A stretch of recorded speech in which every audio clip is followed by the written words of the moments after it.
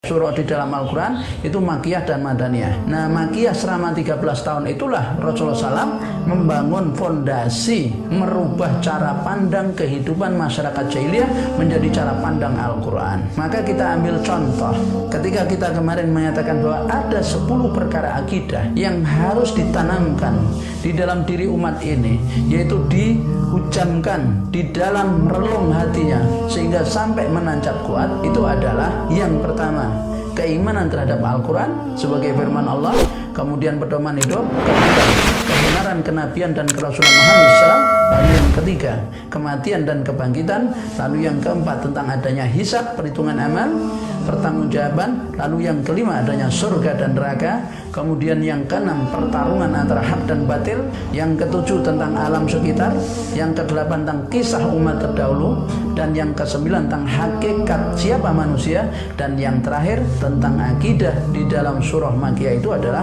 pengawasan yang gaib Allah SWT.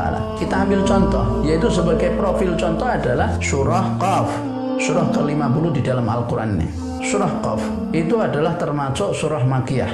Ini kita ambil sebagai contoh saja profil ya surah Makkiyah, surah Qaf ini, bahwa tadi ada 10 perkara akidah, yaitu yang pertama tentang keimanan terhadap Al-Quran. Allah SWT berfirman di dalam surah Qaf, di dalam surah Qaf, surah ke-50 itu Allah katakan a'udzu billahi minasyaitonir rajim, Qaf wal Qur'anil Majid. Jadi Qaf demi Al-Quran yang sangat mulia. Jadi Al-Quran adalah kitab termulia di dunia, tidak ada tandingannya. Dia adalah yang utama dan pertama. Dia tolak ukur kebesaran dan kebangkitan. Jika umat ini akrab interaksi dengan Al-Quran, maka dia akan menjadi umat yang maju. Sebaliknya, dia akan menjadi umat yang mundur kalau menjauhi Al-Quran. Tapi kalau umat ini betul-betul menjalankan Al-Quran, diamalkan seluruhnya, maka dia akan menjadi umat termulia. Tapi kalau sebaliknya, ya, dia akan terhina. Seperti yang Allah katakan, ma anzalna alaikal qur'ana litasqa. Setelah Allah berfirman, Toha, ma anzalna alaikal qur'ana litasqa. Toha, tidaklah kami turunkan Al-Quran kepadamu Muhammad supaya kamu hidup susah. Artinya Al-Quran diturunkan oleh Allah bukan untuk menyusahkan manusia, tetapi untuk membahagiakan manusia. Maka kemudian Allah katakan di ayat yang berikutnya nanti, ya, wa man a'rada an dzikri fa innalahu ma'isatan dongka. Jadi siapa yang berpaling dari petunjukku, maka baginya kehidupan yang sempit, yaitu di dalam surah Toha. Kalau kita buka surah Toha, ayat yang bagian akhir itu, Allah kan berfirman begini, qala bitu minha jami'an ba'dukum li ba'din adu fa imma ya'tiyannakum minni hudan famanittaba'u hudaya fala yadillu wa la yashqa. Jadi qala, berfirman Allah Subhanahu wa taala, ihbita, turunlah kamu berdua, yaitu Adam dan iblis, manusia dan minha, darinya, dari surga, jami'an semuanya, ba'dukum li ba'din adun, maka sebagian kalian manusia akan menjadi musuh bagi sebagian yang lain, yaitu iblis. Fa imma ya'tiyannakum minni hudan, maka sungguh jika datang kepada kalian dariku petunjuk, faman tabi'a, maka siapa yang famanittaba hudaya, maka siapa yang mengikuti petunjukku, fala yadillu wa la yashqa, maka dia tidak akan tersesat dan tidak akan celaka. Jadi kalau ikut Quran, Quran adalah petunjuk terakhir, maka tidak akan tersesat, ikan celaka. Tapi sebaliknya, wa man a'rada an dzikri fa innalahu ma'isatan dongka. Siapa yang berpaling dari petunjukku, maka baginya kehidupan yang sempit. Bukan hanya itu, bahkan Allah katakan, wa nahsuru yaumal qiyamati a'ma. Kami akan kumpulkan dalam kondisi buta nanti di hari kiamat.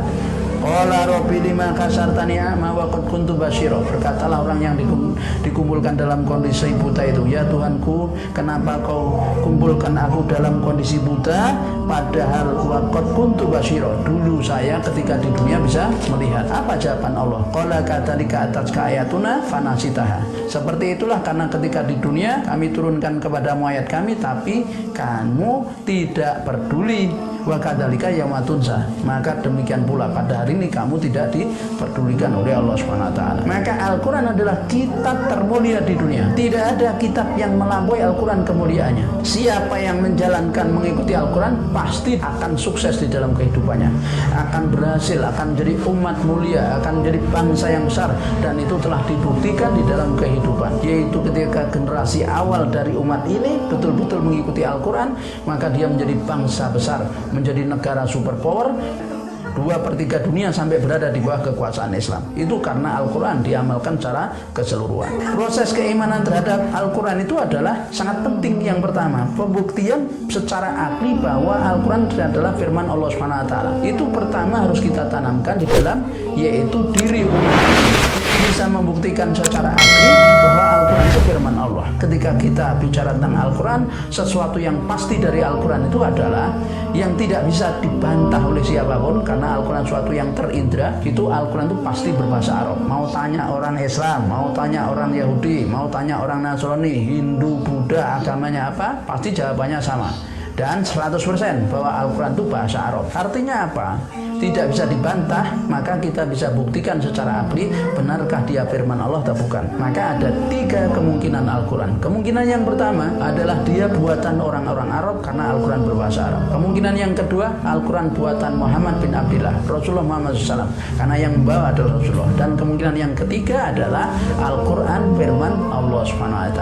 Maka kita bisa buktikan secara akli, betulkah Al-Quran itu buatan orang Arab? Maka ditantang. Kalau tidak percaya, jadi am yaquluna iftarahu, ataukah mereka mengatakan dia Muhammad telah membuat Al-Quran? Qul fa'tu bi asri suwarim misli muftarayatin wa ta'u man istata'tum min dunillahi in kuntum shadiqin. Silakan kalian buat, tidak usah 114 surat, 10 saja kalau memang kalian orang yang benar atas tuduhan kalian itu. Panggil siapa yang bisa kalian panggil. Maka ketika Allah berfirman qaf wal Qur'anil Majid, ini sebuah tantangan. Kalau tidak percaya bahwa Al-Quran ini adalah firman Allah, silakan buat yang serupa.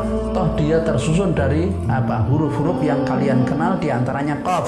Tidak ada yang bisa membuat. Kesimpulannya, setelah masih juga ragu, sampai ketika itu kan periode Makkah, periode Madinah ditantang lagi. Jadi intinya bahwa Al-Quran itu adalah tidak terbukti buatan orang Arab. Kalau begitu buatan Muhammad, orang Arab saja tidak bisa, yang bisa baca tulis, apalagi Rasulullah Muhammad SAW yang buta huruf. Tidak terbukti. Maka tinggal satu, pasti dia kalamullah. Nah, itu pembuktian secara akli. Kalau sudah begitu, maka Allah katakan bahwasanya dzalikal kitabul la raiba fihi hudal lil muttaqin. Kitab Quran ini tidak ada keraguan di dalamnya. Dzalikal kitabul la raiba fihi hudal lil muttaqin. Petunjuk bagi orang yang bertakwa. Maka seluruh isinya pasti benar. Bagaimana cara membangun kehidupan masyarakat, Quran itu adalah ahlinya. Oleh karena itu Rasulullah mengatakan gini, sesungguhnya Allah SWT mengangkat masyarakat dengan Al-Quran dan menjatuhkan masyarakat juga dengan Al-Quran. Artinya Allah akan mengangkat suatu masyarakat yang mengamalkan Al-Quran 100%. Sebaliknya Allah akan menjatuhkan masyarakat yang berpaling dari Al-Quranul Karim. Itu adalah hadis riwayat Imam Muslim. Karenanya kita punya tugas terhadap Al-Quran. Kalau saya istilahkan 5 kewajiban terhadap Al-Quran.